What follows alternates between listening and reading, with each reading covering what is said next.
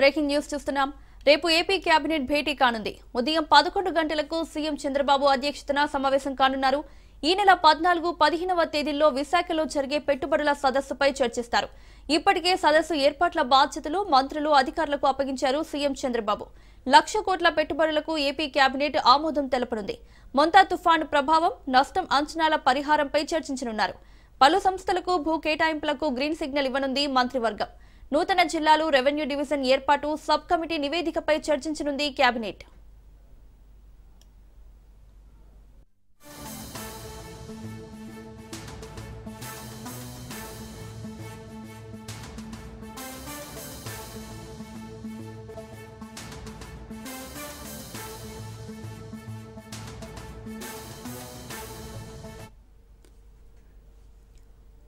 రేపు AP cabinet భేటీ కానుంది. ఉదయం 11 గంటలకు సీఎం చంద్రబాబు అధ్యక్షతన సమావేశం కానున్నారు.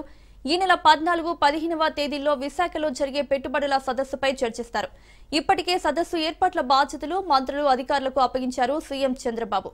1,00,000 కోట్ల పెట్టుబడులకు ఏపీ కేబినెట్ ఆమోదం తెలపనుంది. మొంతా తుఫాను ప్రభావం, నష్టం అంచనాల పరిహారంపై చర్చించనున్నారు. పలు సంస్థలకు భూ కేటాయింపులకు గ్రీన్ సిగ్నల్ ఇవ్వనుంది మంత్రివర్గం.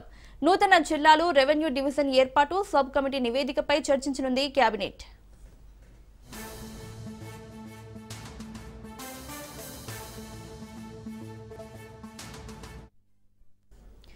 ఇదే అంశానికి సంబంధించి మరిన్ని అప్డేట్స్ మా ప్రతినిధి సంతోష్ లైవ్ లో అందిస్తారు. సంతోష్. ఏదైతే ఇక రేపు రాష్ట్ర సచివాలయంలో సీఎం చంద్రబాబు నాయుడు అధ్యక్షతన అయితే కనుక కేబినెట్ సమావేశం అనేది జరగనుంది. ఉదయం 11 గంటలకి మొదటి బ్లాక్ లో అయితే కనుక ఈ యొక్క సమావేశం అనేది భేటీ కానున్నట్టు తెలుస్తోంది. ఇందులో భాగంగా కొన్ని కీలకమైనటువంటి అంశాలపై అయితే కనుక సీఎం చంద్రబాబు నాయుడు సహచార మంత్రులతో అయితే కనుక చర్చించి ఆమోదం తెలపనున్నట్టు కూడా తెలుస్తోంది. ఎందుకంటే ప్రధానంగా రాష్ట్రంలో అభివృద్ధి చెందుతున్నటువంటి నేపథ్యంలోనే, పెట్టుబడులు పెట్టేందుకు ముందుకు వస్తున్నటువంటి నేపథ్యంలోనే ఇప్పటికే స్టేట్ ఇన్వెస్ట్మెంట్ ప్రమోషన్ బోర్డులో భాగంగా తీసుకున్నటువంటి నిర్ణయాలు ఏవైతే ఉంటాయో వాటిలో అయితే కనుక ఈ యొక్క కేబినెట్ భేటీలో అయితే కనుక 1,00,000 కోట్ల పెట్టుబడులకు సంబంధించి ఆమోదించనున్నట్టు కూడా తెలుస్తోంది. అంతేకాకుండా ఏదైతే ఇటు నిరుద్యోగ సమస్యలు ఉన్నటువంటి నేపథ్యంలోనే ఉద్యోగ రూపకల్పనకు కూడా ఈ యొక్క పెట్టుబడులు ఎంతగానో ఉపయోగపడతాయి అన్నటువంటి నేపథ్యంలోనే వీటికి కేబినెట్ ఆమోదం అనేది కూడా తెలియనున్నట్టు తెలుస్తోంది. ఇక ఇటీవలే మొంతా తుఫాను ప్రభావంతో తీవ్ర పంట నష్టంతో ఒక అంచనాకి వేయడం, అదేవిధంగా దాన్ని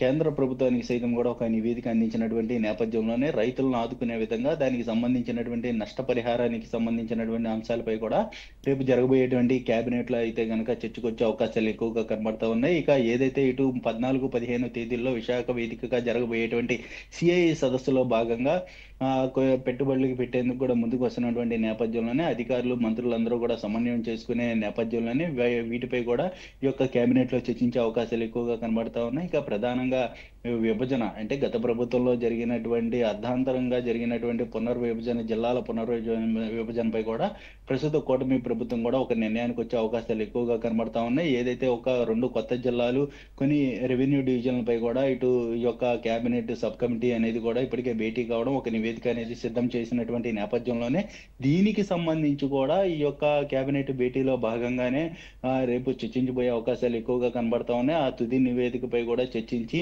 ఆ జిల్లాలపై కూడా ఒక నిర్ణయం తీసుకునే అవకాశాలు ఎక్కువగా కనబడతా ఉన్నాయి. మొత్తంగా చూసుకున్నట్లయితే కనుక ఇక పర్యాటకకి సంబంధించినటువంటి అంశాలతో పాటు ఏదైతే అటవీ శాఖకి సంబంధించినటువంటి అంశాలపై కూడా ఎక్కువగా చర్చించే అవకాశాలు కనబడతా ఉన్నాయి. ఇక అమరావతి రాజధానికి సంబంధించినటువంటి ఏదైతే ఇటు నేషనల్ బ్యాంకింగ్ డెవలప్మెంట్ ఇప్పటికే నిధులు కేటాయించడం, 7,000 కోట్ల రూపాయల ఆ భేటీలో భాగంగా దానికి సంబంధించినటువంటి అంశాలపై కూడా రేపు చర్చకొచ్చే అవకాశాలు ఎక్కువగా కనబడతా ఉన్నాయి. మొత్తంగా చూసుకున్నట్లయితే కనుక రాష్ట్ర రాజధాని అభివృద్ధి దగ్గర నుంచి, అదేవిధంగా రాష్ట్రంలో నెలకొల్పేటువంటి పరిశ్రమలు, రాష్ట్రంలో పెట్టుబడులు పెట్టేందుకు వచ్చేటువంటి ఏదైతే సిఐ సదస్సు దగ్గర వరకు కూడా ఇక పూర్తి స్థాయిలో రేపు కేబినెట్ భేటీలో కొన్ని కీలకమైనటువంటి నిర్ణయాలు తీసుకునే అవకాశాలు కూడా కనబడతా ఉన్నాయి. అంతేకాకుండా రేపు జరగబోయేటువంటి కేబినెట్ ఎంతో కీలకంగా మారనున్నట్టు కూడా తెలుస్తా ఉంది. ఎందుకంటే ఈ యొక్క కేబినెట్ భేటీలో భాగంగా ఒక పక్క సిఐఏ సదస్సుతో పాటు పార్టీని బలోపేతం చేసి, అదేవిధంగా ప్రజల్లోకి